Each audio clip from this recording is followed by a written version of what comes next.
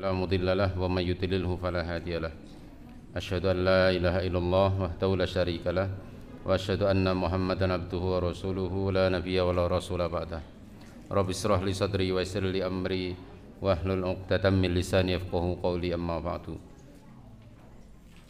Bapak Ibu jamaah rahimakumullah, alhamdulillah kita panjatkan syukur kita kehadirat Allah Subhanahu wa taala. Hari ini Allah kumpulkan kita di majelis ilmu. Semoga membawa kebaikan dan keberkahan pada pribadi kita masing-masing, keluarga kita, kepada masyarakat. Salat dan salam semoga terlimpahkan kepada Nabiullah Muhammad sallallahu alaihi wasallam, pada keluarga Rasulullah, para sahabat, para tabi'in, dan orang-orang yang ittiba dengan sunnah-sunnahnya. Bapak Ibu rahimakumullah, pagi hari ini insyaallah akan sama-sama kita kaji surat An-Nur ayat 58, yaitu tentang waktu-waktu privasi yang Allah sebutkan di dalam Al-Quran. Kenapa dipilih tema ini? Jadi ada satu kasus begini, ada sepasang suami istri yang suatu hari minta bertemu mengajak diskusi. Problemnya adalah ada hambatan komunikasi dengan anak laki-lakinya. Ibu ini tiap hari marah ke anaknya, dan ketika dia marah, suaminya ikut marah ke anaknya dengan persepsi bahwa dia membantu istrinya. Persepsi suaminya begitu. Bahkan waktu ketemu saya tanya, ibu kapan terakhir marah ke anak? Tadi pagi. Dibentak enggak? Iya. Bapak, ya saya membantu istri saya marah ke anak. Jadi Bapak Ibu bayangkan, ada seorang anak yang dia hanya punya ayah dan ibu, dua-duanya marahnya bareng. Dia berlindung kemana? Maka sering saya sampaikan, Bapak Ibu kalau marah bergantian. Kalau ibu sudah marah, bapaknya jangan ikut marah. Kalau bapaknya sudah marah, ibunya jangan ikut marah. Supaya anak ini masih merasa ada yang mencintai dia. Tapi kalau dua-duanya marah bareng, kemana dia? Keluar kalau aman di luar. Kalau di luar tidak aman. Nah, kemudian saya tanya ke ibu ini, ibu, ketika jenengan marah, apa yang pengen suami lakukan untuk ibu? Ibu-ibu kalau lagi marah, pengennya suami gimana, Bu? Pengennya gimana?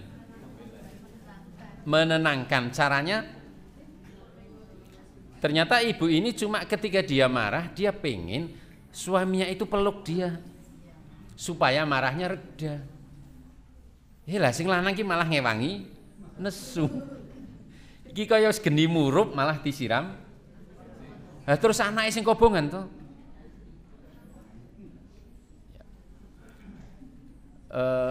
Kemudian saya tanya lagi, terus apalagi Bu yang ibu inginkan dari suami?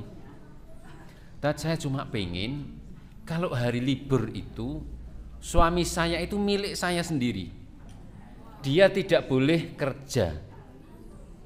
Karena suaminya di hari Ahad, dia masih nyambi kerja. Sehingga si istri ini merasa diabaikan. Dia tidak pernah diberi waktu oleh suaminya. Ya, jadi dia pengen hari Ahad itu, hari libur itu, suami hanya milik dia sendiri. Nah, kira-kira kenapa ada istri yang bisa merasa begini? Kenapa kira-kira Pak? Ini para suami harus tahu nih. Penjawabannya apa? Kurang perhatian. Apalagi? Sebenarnya jawabannya simpel, Bu. Karena suami istri ini tidak mengikuti sunnah, tidak mengikuti syariat, itu saja. Sederhana saja sunnahnya. Ketika saya tanya suami istri, bapak ibu, jenengan berdua kalau tidur gimana? Apa hubungannya dengan tidur? Hubungannya dengan tidur apa? Tidur itu kan waktu privasi buat suami istri. Ternyata pasangan ini tidurnya berempat. Anaknya ada di tengah. Paham maksudnya? Ya. Akhirnya tidur itu bukan menjadi waktu privasi buat suami istri karena terganggu ada anak. Terus hubungannya dengan emosi apa? Hubungannya dengan ibu ini setiap hari marah apa? Karena ada tumpukan emosi negatif yang tidak dikeluarkan kepada suami. Jadi numpuk emosinya. Yang jadi korban siapa? Anak. Ibu-ibu pernah tidak marah ke anak padahal anak tidak salah? Sakjane lagi mangkel karo bojo ning sing seneni, pernah ndak? Ya. Ternyata istrinya begitu, suaminya juga begitu. Ya. Yang terjadi kemudian apa? Anak yang jadi korban. Padahal sunnahnya gimana sih kalau tidur kalau pasangan itu? Anak itu kalau sudah 7 tahun bisa. Bahkan melatihnya itu mulai umur 2 tahun. Bapak Ibu menyapih anak usia berapa? Kenapa 2 tahun? Kenapa 2 tahun? 2 tahun itu anak mulai diajarkan tentang pertama tentang aurat. Maka dia tidak boleh netek lagi. Yang kedua, anak ini mulai diajari mandiri supaya tidur dia tidak tergantung pada tetek ibunya. Kan anak-anak waktu masih minum ASI, dia kalau tidur ditetei kan, baru dia bisa tidur. 2 tahun itu mulai dilatih, dia tidak tergantung dengan itu supaya nanti ketika waktunya dia harus tidur sendiri mudah bagi orang tua untuk memisah tempat tidur. Kenapa anak harus tidur sendiri? Karena orang tua butuh waktu-waktu privasi yang hanya dinikmati oleh suami istri. Supaya emosi-emosi negatif yang ada selama 1 hari itu bisa luruh di situ. Bisa dikeluarkan semuanya. Kemudian waktu itulah waktu yang suami hanya milik istri, istri hanya milik suami. Jadi tidak ada yang merasa terabaikan. Tidak ada yang merasa terabaikan. Wah, ini sing guyang-guyung ngono iki mencurigakan. Waduh, nasibku ora kaya ngono ya. Nah, mari kita kaji bareng. A'udzubillahi minasyaitonirrajim. Ya ayyuhalladzina amanu liyasta'dzinkumul ladzina malakat aymanukum walladzina lam yablughul huluma minkum 3 marrat min qabli salatil fajri wa hina tad'una siyabakum minadh-dhahirah wa min ba'di salatil isya'i 3 auratil lakum. Laisa alaikum wala alaihim junahun ba'dahun tawafuna alaikum ba'dukum ala ba'din kadzalika yubayyinullahu lakumul ayat wallahu alimun hakim. Ya. Nah, kepada ibu yang tadi saya ceritakan kasusnya, saya hanya kasih saran, Bapak Ibu mulai nanti malam tidurnya berdua ya. Anak biasakan tidur sendiri. Sudah lakukan itu saja, nanti yang lain akan selesai. 2 minggu kemudian saya hubungi ibu ini, Bu, gimana kabarnya? Oh, sehat. Gimana tidurnya? Ya alhamdulillah sudah tidur berdua. Pagi masih marah enggak ke anak? Alhamdulillah sudah tidak. Sekarang komunikasi ke anak sudah baik? Sudah baik. Jadi kesalahannya Di mana? Tidurnya. Kesalahannya di situ. Sumber masalahnya. Kalau itu dirubah, maka yang lain ikut berubah. Ya ayyuhalladzina amanu, wahai orang-orang yang beriman, hendaklah hamba sahaya, laki-laki dan perempuan yang kamu miliki, dan orang-orang yang belum balik di antara kamu, meminta izin kepada kamu 3 kali, yaitu sebelum sholat subuh, yang kedua ketika kamu menanggalkan pakaian luarmu di tengah hari, siang hari, dan setelah sholat isya.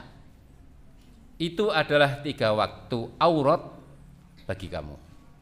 Jadi ada 3 waktu aurat. Setelah sholat isya, sebelum sholat subuh, dan di tengah hari.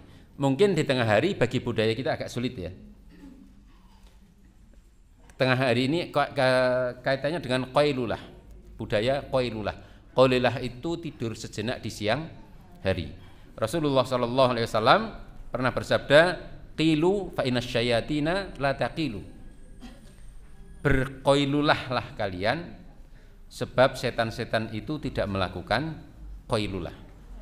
Tidur sejenak di siang hari, menurut survei di penelitian di kesehatan, tidur sejenak di siang hari itu bisa memulihkan kebugaran tubuh sampai 80%. Itu kalau tidur sendiri.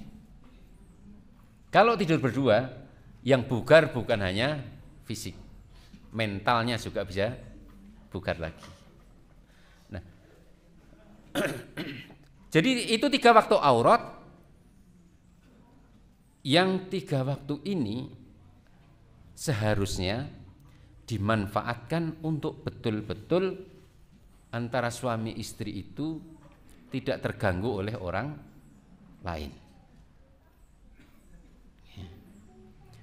Kan tidak semua masalah aman diketahui anak. Kita sebagai orang tua pasti ada hal-hal yang hanya kita rembuk berdua, anak jangan sampai tahu. Nek sing anak era neng omah mah gampang tuh. Yang anak udah di pondok semua gitu, di rumah tinggal berdua, nah itu dari pagi sampai pagi lagi privasi terus itu, enggak ada yang ganggu. Tapi yang di rumah ada cucu, ada menantu, ada keluarga yang lain. Nah, itu perlu difahami aturan ini. Mulainya kapan? Setelah isya. Maka bapak-bapak nek bar isya ki aja ngendong. Jangan bertamu kecuali ada hajat. Kalau setelah isya bertamu, bisa jadi sing ditamoni terganggu atau keluarga yang ditinggal. Maaf ibu-ibu, jenengan kalau masuk ke kamar tidur bareng suami enggak? Bapak-bapak kalau mapan ke tempat tidur bareng istri enggak?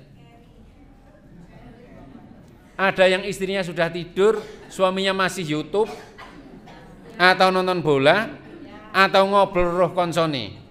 Ada yang seperti itu? Kok bisa? Ya. Ada yang salah itu begini.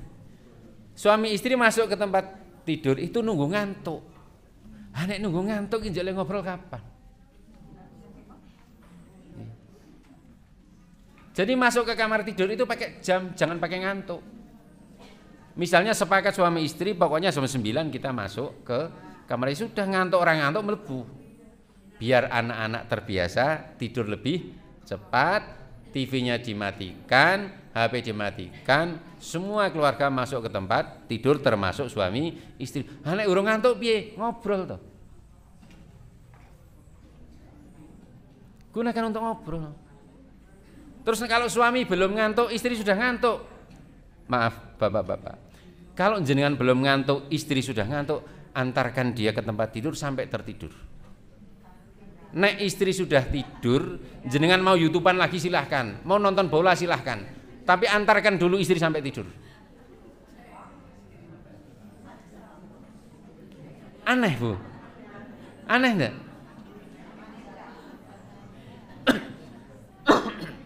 Antarkan dia sampai tidur. Ya. Wong ra kulino kok. Begitu juga sebaliknya, ketika istri belum ngantuk, suami sudah ngantuk, temani dulu suami di tempat tidur sampai suami tertidur. Nek suami sudah tertidur, silahkan. Jenengan mau nyetrika boleh, mau ngalamun boleh, mau ngitung bon juga silahkan. Tapi antarkan dulu. Tujuannya apa? Supaya kita tidur dengan suasana yang nyaman, bahagia. Jadi tidur kita nikmat. Nanti di slide selanjutnya. Ya.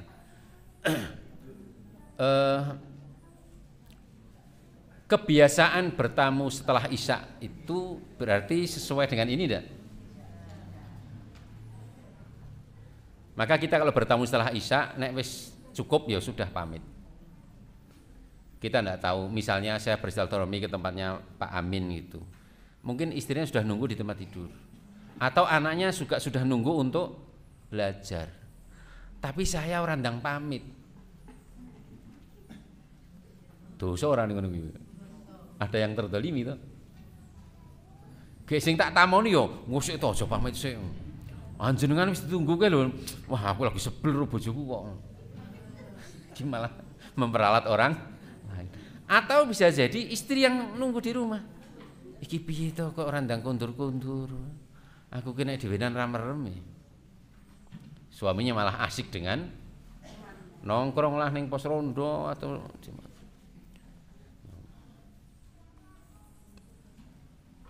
istri atau suami itu bahasa Arabnya apa? Zaujun. Ya, zaujun. Ya. Za wawu ja jim. Za ada titiknya, jim ada titiknya. Kalau titiknya dihilangkan jadi apa? Ro wawu ha. Bacanya apa? Bacanya apa? Ruhun. Sebelum jadi zaujun itu jadi ruhun. Beda antara ruh dengan pasangan itu hanya titik. Karena kalau titiknya dihilangkan dia jadi ruhun, ditambah titik dia jadi zaujun. Maka orang Jawa leh ngarani bojo kuwi garwa sigaraning nyawa. Apa ana wong sare nganggo nyawa separo? Bisa ndak tidur dengan separuh nyawa? Ora enak lah, tidur itu harus seutuh nyawa. Seutuh nyawa itu berarti garwa itu. Ingat sebelum jadi zaujun dia jadi ruhun. Beda ruh dengan zaujun itu hanya di titik.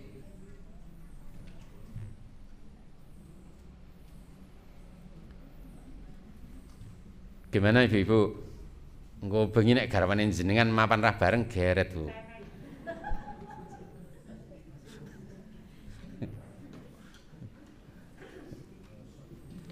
Janganlah keluarga-keluarga muslim harusnya tidak begitu. Ya. Jangan sampai nanti kita kalah sama jin dasim. Jin dasim itu kan tugasnya mengganggu rumah tangga, kalau bisa sampai bercerai. Maka jin dasim itu paling benci melihat pasangan yang romantis. Jadi kalau kita tidak bisa romantis, jangan-jangan ada jin dasim. Ya. Jadi konsep 3 aurat itu yang pertama, ya, seseorang sedang tidak berpakaian lengkap atau di kamar pasangan suami istri, ayah ibunya sedang berromantis, kemudian anaknya masuk tanpa ngetuk pintu, dan itu akan jadi trauma yang panjang. Saya punya teman dulu waktu kuliah di Jogja. Dia ingat betul dan tidak bisa dia lupakan, waktu itu sekitar usia dia 6 atau 7 tahun, Dia masuk ke kamar orang tuanya tanpa ngetuk pintu, dilalah wong tua niki ya lali ora ngancing. Kemudian anak ini melihat sesuatu yang sedang dilakukan oleh kedua orang tuanya. Itu membekas sampai tidak bisa hilang itu. Dia menyesal, merasa bersalah, malu, kemudian dia melihat sesuatu yang belum saatnya dia lihat, dan itu dampak psikisnya tidak akan hilang. Kemudian ada kasus lagi begini, ada pasangan suami istri yang melepas hasratnya di siang hari karena bosan di kamar, akhirnya dia pindah ke kamar yang lain. Hanya saja dia menutup gordennya kurang, tanpa dia sadari anaknya leh balik sekolah luwih gasik tinimbang biasane. Karena rumah dikunci, dia lagi golek-golek jendela ngono kuwi. Ngintiplah dia di situ, dia melihat orang tuanya sedang ya. Dan setelah itu anak ini langsung berubah sikapnya. Itu bahayanya, Pak. Maka waktu aurat itu harus dijaga benar. Kasus ketiga, ada pasangan suami istri yang tidur dengan anaknya juga. Ya. Dia merasa sudah aman, sebab anaknya sudah tidur. Kemudian mereka berdua melepas hasrat, tanpa mereka sadari anak iki ngelilir, ning etok-etok isih merem. Kan bahaya itu. Ya. Apalagi anak-anak di usia balita. Apa yang dia lihat itu dia rekam. Semuanya itu meresap kayak spon meresap air itu. Itu dia rekam terus. Maka waktu-waktu aurat itu harus dijaga. Jangan sampai kita kecolongan menimbulkan trauma yang berkepanjangan untuk anak-anak kita. Jadi antara ba'da isya sampai subuh itu waktu aurat. Nah, gunakan waktu itu suami istri untuk saling berbagi cerita, berbagi keluh kesah. Dalam satu hari itu kan kita ketemu banyak hal. Ada yang menyenangkan, ada yang menyedihkan, menyakitkan, mengecewakan dan seterusnya. Apalagi yang di pasar. Sedina iki ketemu sing urung nyarutang, sing wah macam-macam. Maka segala macam emosi itu masuk dalam satu hari. Coba malam sebelum tidur itu dilepaskan. Bapak-bapak sebelum tidur doakan istri sambil dibelai. Ya Allah, semoga lelah dan letihnya istriku hari ini Engkau balas dengan surga ya Allah. Ya Allah, semua kesalahan istriku hari ini aku ikhlaskan ya Allah. Aku ridho ya Allah. Kemudian usap kepalanya, kemudian disun. Kalau itu terdengar di telinga istri, kira-kira keselnya hilang enggak, Bu? Udah langsung hilang itu, Pak. Hilang itu. Wis to mbok sedina iki kesele pol-polan. Ya Allah, wis itu melebihi serong pas wis pokoknya. Yang istri juga begitu. Dia peluk suaminya kemudian dia bilang, ya Allah, semoga jihadnya suamiku hari ini mencari nafkah Engkau balas dengan surga ya Allah. Berapapun rizki yang diterima suamiku hari ini, aku ikhlas ya Allah. Enak dong. Asik enggak, Pak? Butuh modal berapa? Butuh ijazah S berapa? Ora butuh. Yang dibutuhkan itu cuma menghancurkan kesombongan itu. Itu aja yang dibutuhkan. Terus siapa yang harus mulai? Suami apa istri? Nah, Suami Pak istri Pak yang harus mulai. Angger sing ngomong suami padune dhek ora gelem mulai. Nek suami jawab ya istri lah, padune ora gelem disiki. Sudah mulai saja dari siapa yang mau. Nek suaminya belum mau, istrilah mulai. Kalau istrinya belum mau, suami mulai. Tapi kewajiban menciptakan suasana seperti ini itu adalah tanggung jawab suami. Karena suami sebagai imam. Gimana para suami? Engko bengi mulai ora? Bu, dilingke ya.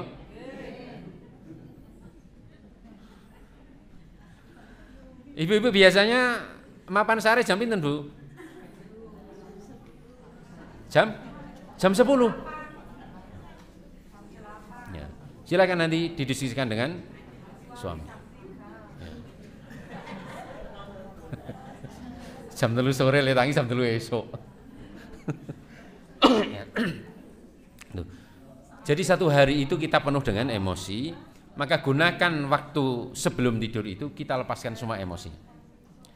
Bahkan ada sebuah penelitian pernah saya sampaikan di kajian ini. Ya, ada seorang yang kena kanker stadium 3, sudah divonis hidupnya tinggal 3 bulan menurut hitungan medis. Tapi 3 bulan kemudian dokternya kaget. Karena kankernya mengecil, cenderung sembuh. Ditanya apa resepnya, yang dia lakukan adalah setiap sebelum tidur dia lepaskan semua emosi-emosi negatif. Sakit hatinya dia ikhlaskan, orang yang salah ke dia maafkan, bencinya dihilangkan semuanya. Itu ternyata meningkatkan imunitas tubuh sampai mampu melawan sel kanker. Loh saiki nek suami istri bendino ngene iki, apa ya iso lara? Ya. Saling menguatkan gitu loh. Oke, pokoknya pakai PR itulah. Nah, lihat di surat Al-Baqarah 187. Ya. Allah ibaratkan suami istri itu seperti libasun, pakaian. Suami itu pakaian bagi istri, istri pakaian bagi suami. Nah, apa itu libasun? Ya. Ada beberapa makna. Yang pertama bentuk kedekatan. Jenengan iso lepas dari baju? Nggak bisa kan? Kok bisa lepas dari pasangan? Kemudian saling merangkul, saling membutuhkan. Ya. Kemudian pakaian juga berfungsi sebagai hiasan yang membuat hidup menjadi lebih indah. Ibu-ibu kalau berpakaian bercermin enggak, Bu? Kenapa? Kenapa bercermin, Bu? Apa? Biar pernah enggak jenengan keluar mau kondangan tanpa bercermin? Pernah enggak? Ketika bercermin yang Anda lihat apa? Mesti kan sing didelok iki pakaian matching ora to? Leh jilbabe ro, gamisnya matching ora? Ono sing nganti tase wae matching ora, kaos kakine matching ora. Isih matching lipstick matching ora. Pakaian itu adalah salah satunya sesuatu yang membuat kita jadi nyaman. Buktinya apa? Kita bercermin. Kita tidak mungkin pergi keluar dengan pakaian yang kita merasa tidak nyaman. Pasti kita pilih pakaian yang membuat kita nyaman. Jadi suami istri itu libasun, itu harus saling memberi kenyamanan. Istri menyamankan suami, suami menyamankan istri.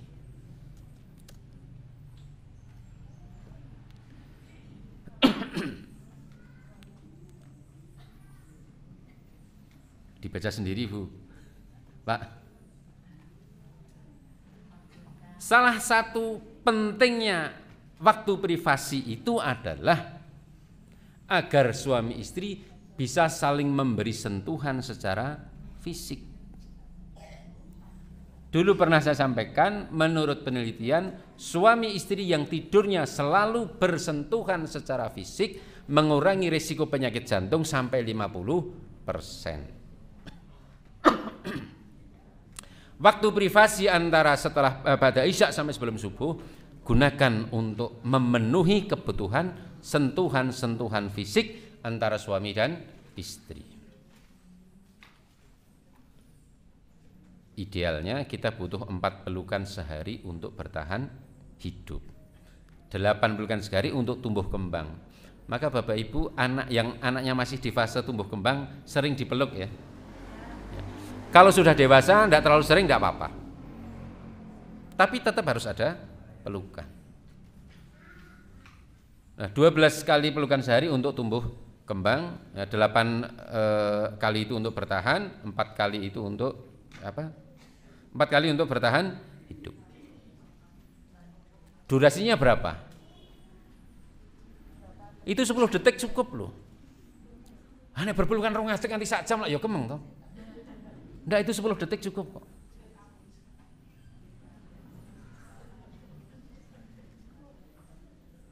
Ibu tiap hari dipeluk suami enggak? Pak, tiap hari meluk istri enggak, Pak?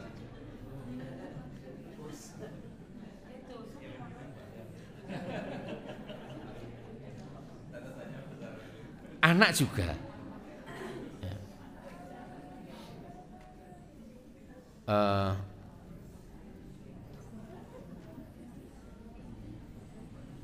Saya termasuk yang dapat pengalaman baru. Jadi beberapa waktu yang lalu saya jarang meluk anak laki-laki karena saya merasa anak laki cukup ditepuk pundaknya saja. Tapi ternyata enggak. Suatu saat saya di WA oleh anak perempuan saya, Pak, nanti kalau Mizan pulang tolong peluk Mizan ya Pak. Lah ngopo emang? Udah peluk aja, nanti Bapak tahu kok jawabannya. Ya benar. Ketika anak laki-laki saya pulang, saya sambut langsung saya peluk. Dan itu jarang saya lakukan. Saya lebih sering memeluk ke anak perempuan.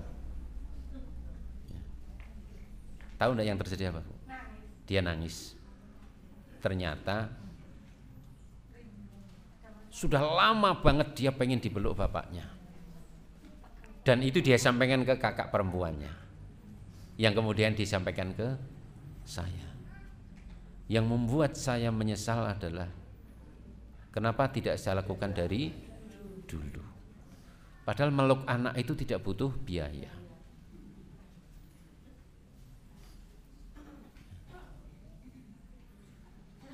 Mungkin karena terlalu fokus meluk istri jadi lupa meluk anak.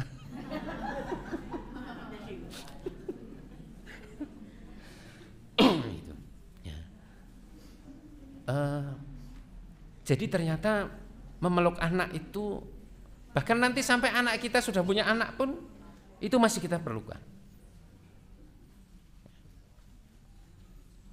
Nah, kalau orang tua kita sudah sepuh ya gantian kita yang meluk orang. Nah, berpelukan itu memiliki segudang manfaat terutama untuk kesehatan mental. Jadi penting itu untuk kesehatan mental. Maka kalau suami istri pengen mentalnya tetap aman, terjaga sehat, ya sudah berpelukan saja. Piye wong kuwi halal, berpahala, membuat bahagia, kok ya ora dilakoni?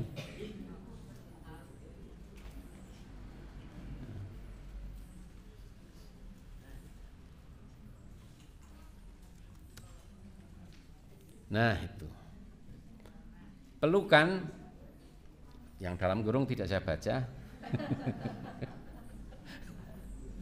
itu dapat melepaskan hormon oksitosin atau hormon cinta. Dia juga bisa mengeluarkan hormon endorfin. Hormon endorfin itu salah satu fungsinya penghilang rasa sakit. Maka kalau kita lagi sakit kemudian dipeluk, rasane piye? Lah sayangnya kita nek anake mlayu tiba ora dipeluk malah iki wis lara. Fisik tambah sakit hati. Harusnya peluk dia supaya rasa sakitnya berkurang.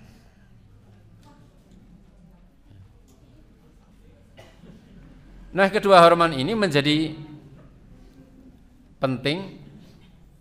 Ya. Jadi gini loh, Allah itu sudah kasih di dalam tubuh kita hormon. Ya.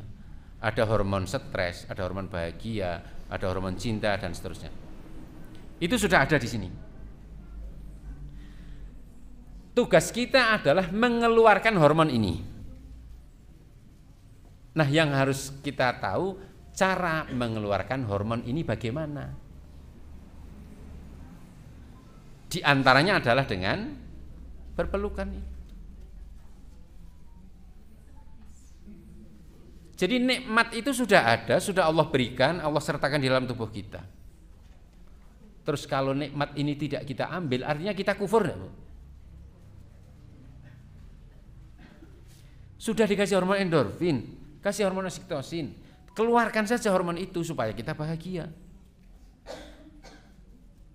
Tapi kalau hormon ini tidak dikeluarkan, artinya kita tidak mengambil nikmat ini. Jadi nek ngono salah sapa? Salah dhewe to. Maka ambillah hormon ini. Lakukan hal-hal yang bisa mengeluarkan hormon ini supaya kita jadi bahagia. Terus ada yang bilang begini, Tat, saya tiap hari tidak tidur bareng dengan istri tidak apa-apa. Gimana?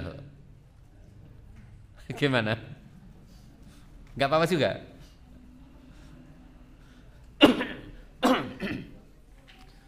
Jadi seperti bon cabe yang ada level 1, 2, 3. Bahagia juga ada levelnya. Kita mau bahagia level berapa? Mungkin ada yang tidur sendiri-sendiri, oke. Tapi yakinlah, dia tidak akan sebahagia suami istri yang tidurnya selalu Ibu-ibu yang kalau jalan bareng suami digandeng tangan, ada?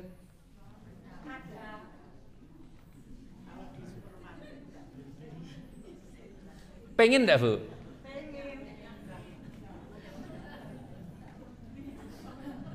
Bapak-bapak kalau jalan gandeng tangan istri ya.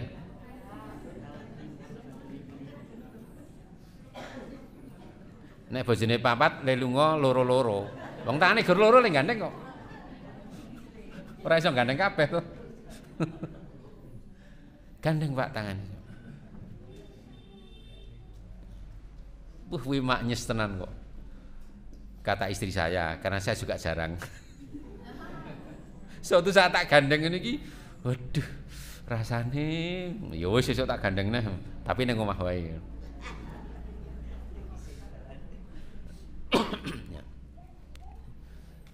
Bayangkan kalau setiap hari suami istri berikhtiar untuk memaksimalkan dua hormon ini, ya insya Allah akan semakin bahagia. Nah itu.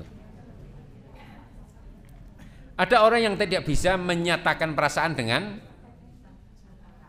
lisan, dengan kata-kata. Itu bisa terungkap dengan sentuhan. Ada loh suami istri yang seumur-umur kuwi arep ngomong aku kangen ngono wae ra iso. Apalagi sampai bilang I love you. Ra iso. Suami yang model begini itu ungkapan perasaannya bisa lewat sentuhan fisik. Dipijeti, ya, dibelai-belai, diusap-usap. Bisa dengan cara itu. Maka para suami sering-seringlah mijitin istri, membelai istri. Kewalik piye maksudnya? Lah kok iso? Si. Memberi nafkah itu kewajiban siapa? Yakin? Memberi nafkah itu kewajiban siapa, Pak? Nafkah apa yang harus diberikan suami kepada istri? Nafkah lahir dan batin. Nafkah lahirnya sandang pangan papan. Nafkah batinnya apa? Kebahagiaan, kenyamanan, kesetiaan. Itu nafkah batin. Jadi kalau suami mijitin istri, istri jadi bahagia, itu nafkah batin.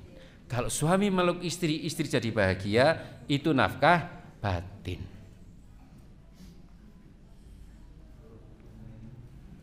Jadi itu kewajiban siapa? Suami.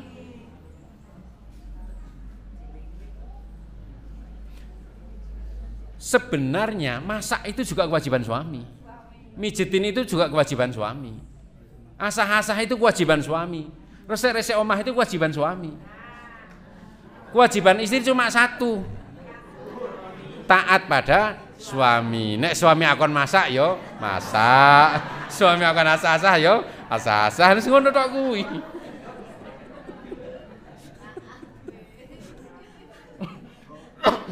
Tapi nek suami isone gor kongkon tok ngono ki ya bangeten to ya. Kudune lah ya nyontoni to. Iki lho tak contoni asah-asah nganti rampung. Kowe nonton sik ya. Bendina ngono kuwi lak ya ora apa-apa. Kewajiban menciptakan suasana harmonis di dalam rumah itu kewajiban suami. Maka buat kondisi seperti itu, Pak. Ya. Wa min ayatihi an khalaqal lakum min niki ayat mantenan. Angger walimahan iki terus diwaca. Ya. Apa tujuan Allah menciptakan pasangan itu agar kamu cenderung merasa tentram, menjadikan di antara kamu rasa kasih dan sayang. Ketentraman itu sudah Allah berikan. Ada. Kasih dan sayang itu sudah Allah install. Tinggal passwordnya diaktifkan, maka tentram, kasih dan sayang itu akan aktif. Kalau passwordnya tidak dibuka, maka ketiganya tidak akan aktif. Aktivasinya salah satunya adalah dengan sentuhan fisik.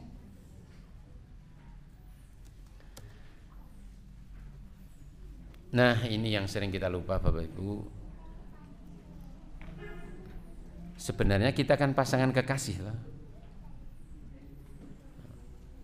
Dan ini tidak akan berubah status ini sampai maut memisahkan. Ya. Tapi sayangnya itu ketika sudah hadir anak, kita fokus menjadi ayah, ibu, yang istri fokus menjadi ibu, dia lupa menjadi sepasang kekasih. Maka waktu berkasihnya jadi hilang. Itu bisa menimbulkan stres. Maka Bapak Ibu, seberat apapun beban kita, sebanyak apapun urusan kita, ingatlah bahwa suami istri itu adalah sepasang kekasih. Sampai kapanpun mereka harus terus menjadi sepasang kekasih. Mendingan melu geng motor daripada gengsi. Yang bikin gengsi apa? Apa? Jangan lupakan status ini.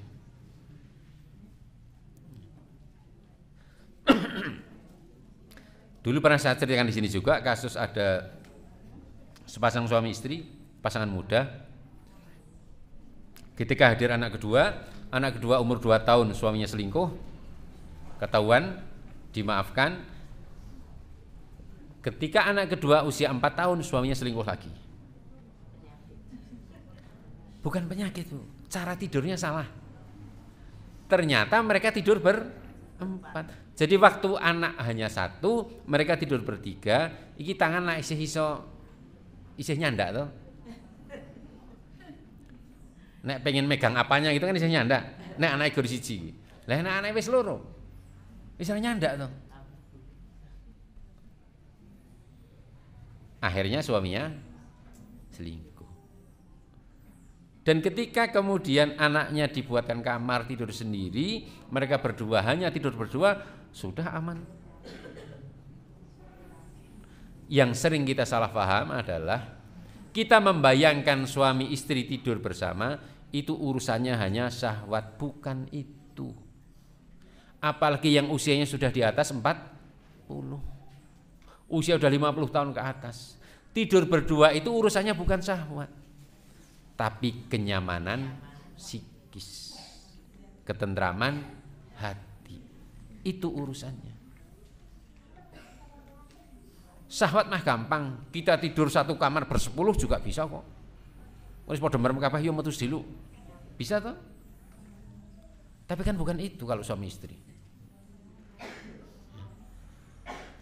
Butuh waktu untuk saling berbicara dari hati ke hati, berbagi duka, berbagi cerita, saling menguatkan, saling mendoakan.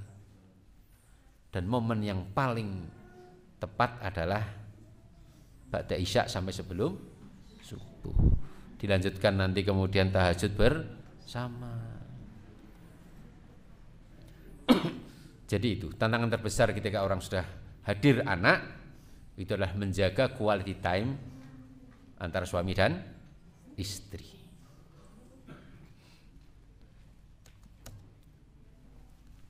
Nah, ini para suami.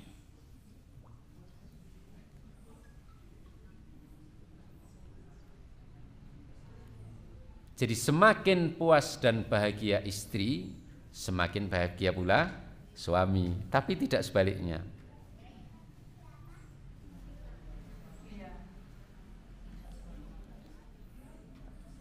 Dr. Aisyah Dahlan sering menyampaikan, kalau istri bahagia, suami 3 kali lebih bahagia.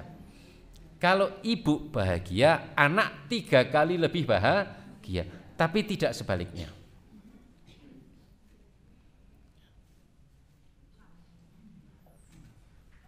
Suami itu bisa bahagia sendirian kok.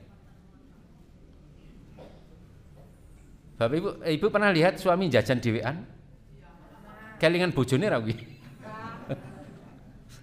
Wong lanang iki duit 50.000 mlebune warung sate. Wong wedok duit 50.000 mlebu pasar, sing digolek apa? Iki senengane bapakne, senengane anake ngono to? Gitu dah Bu? Iya gitu. Sekarang contoh yang paling gampang gini. Suami itu bisa menghabiskan uang 30.000 dia nikmati sendirian. Apa Bu? Tuku rokok kuwi lho, dhewenan kuwi. Emang bojone njaluk? Tidak. Anaknya njaluk. Dan dia bisa tiap hari begitu.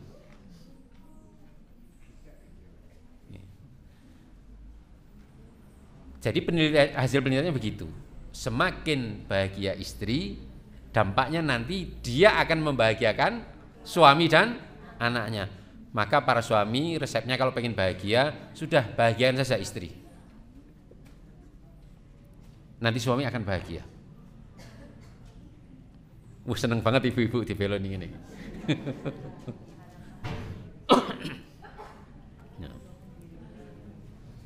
Nah, tidak berlaku sebaliknya. Itulah kenapa laki-laki disuruh jadi imam. Tugas imam apa sih? Salah satunya membahagiakan makmumnya. Makmumnya adalah istri dan anaknya. Maka pertama kali bahagiakan dulu istri.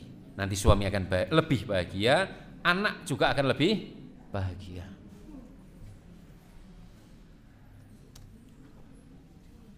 Nah, itu karena berhubungan dengan kondisi psikologis perempuan.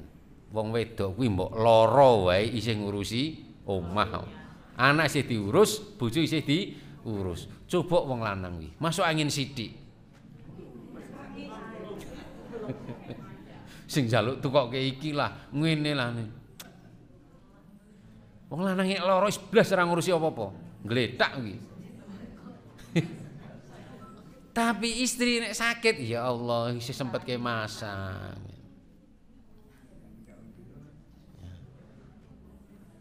Jadi wanita itu makhluk yang luar biasa. Dia tidak boleh sakit.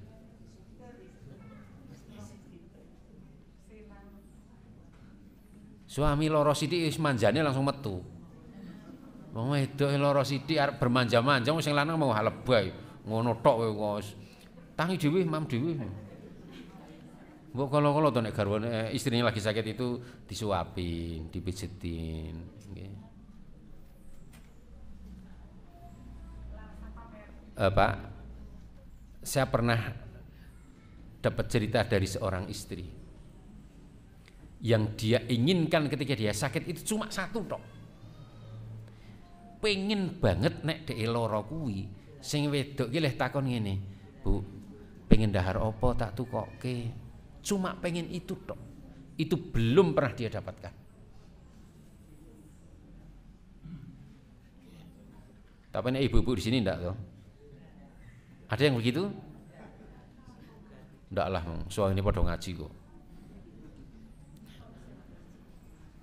Jadi kalau ibu lagi sakit, takon ibu, pengen dahar apa tak tukokke. Sing penting aja adoh-adoh, sing arep omah wae, Mas. Padha wae nek ngono kuwi. Ya, itu. Jadi kalau istri punya karakter begini, maka istri itu sebenarnya lebih mudah masuk ke surga. Dia bisa berkorban untuk keluarganya meskipun dalam kondisi sakit. Nah, itu jin dasim itu membuat indah hubungan yang belum halal, nggawe ruwet hubungan sing wis halal. Mula nek boncengan karo bojone dhewe iki ngono kae, nek boncengan karo bojone wong rasane piye? Itu kelakuane jin dasim itu gitu. Nek karo bojo, nek ana wong suami istri yang sudah halal itu digawe ontran-ontran, tapi nek karo bojone wong, ya Allah, sedina ora ketemu kangen. Sedina ora nge-WA. Padahal karo bojone dhewe lunga wis ora tau nge-WA. Sing digabari lah bojone wong. Itu kelakuannya jin dasim gitu. Jadi kalau rumah tangga kita kemudian diganggu oleh jin dasim, bisa jadi keharmonisan itu akan jauh berkurang. Oh, sudah selesai. Oke, Bapak Ibu? Ya. Jangan lupa beri sentuhan fisik kepada anak, kepada pasangan, kepada orang tua kita. Jadikan waktu setelah Isya sampai subuh itu adalah waktu privasi khusus untuk anak kita, untuk pasangan kita. Semoga bermanfaat. Usikum wa nafsi bitaqwallah. Wabillahi taufiq wal hidayah. Assalamualaikum warahmatullahi wabarakatuh.